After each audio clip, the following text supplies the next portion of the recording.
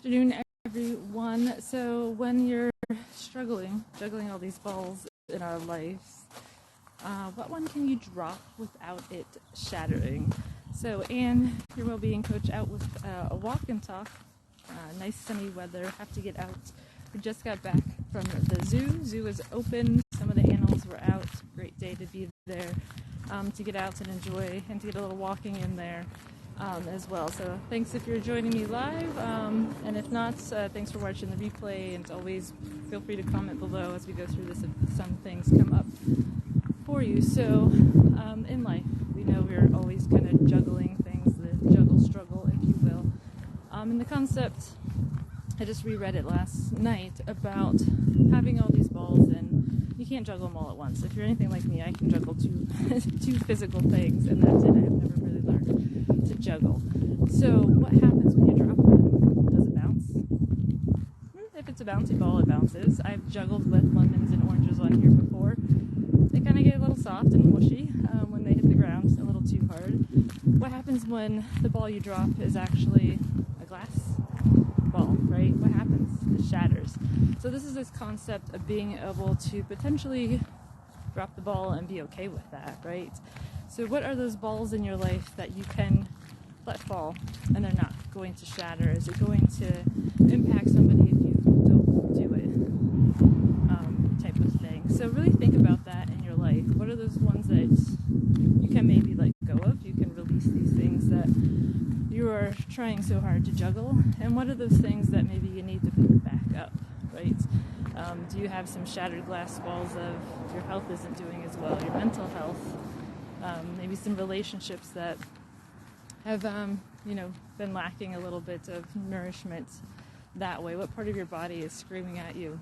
Get out and play. Let's get outside. Just recently found hula hooping again, and recognizing that I really do need music in my life as well. So those things that I have let fall that didn't shatter, but did actually have an impact with me, that I need to figure out how to potentially let go of those things that aren't serving me, especially in healthcare, all the stressors that we're taking potentially home with us. We're carrying the burdens of the facilities where we're working, the guilt of not wanting to go in, work extra, not physically being able to kind of have the patience with the patients, if you will. Did get a little short yesterday morning.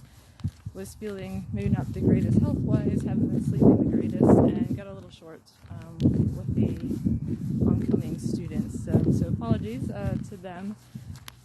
If they happen to be watching, don't ever take what a nurse says to you personally in all aspects, even if you're just a coworker, right? We know that a lot of this is stressors that we're under, and we got to vent, and it's kind of, you are the safest people to vent to, right? Our coworkers, we are family. Reminds me of a story, though, of trying to juggle too much. A couple of years ago, we have a local kind of craft festival, and went to that, and hands are full, trying to get in the house, the keys, and had a bag that I had gotten ceramic items, and guess who dropped the bag? Yeah, cracked them both. Ended up that I just super glued them back together, but to recognize that for anything, just bought it and I busted it, right? Devastated, annoyed at myself.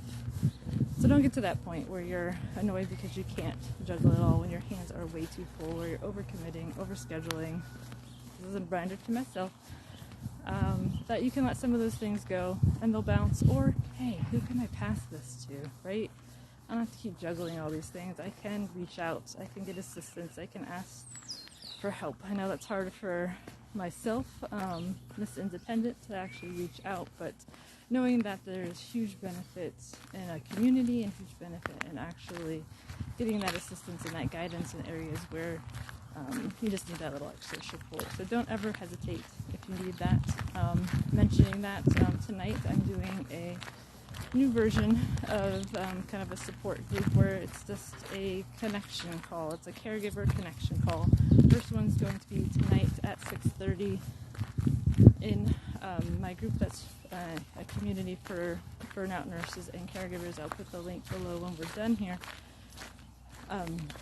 Love to have you join us, 6:30 Eastern, and then the plan is to do this monthly at the end of the month. So technically, March 1st is the very end of February. So we'll have another one at the end of March. So keep your eyes open for that. But it's just a time to come together and to talk, just to mention kind of what's going on in our lives in healthcare right now, and what we're kind of trying to juggle and maybe struggling a little bit, kind of stuck in this survival mode, if you will. So it's all about us learning to thrive and to getting out and to enjoying life, and to not have to take a lot of the stuff that we're dealing with right now with us everywhere we go to, right? Being able to release a lot of that. So join us tonight in the group, and join me again next week. We'll have another talk and walk.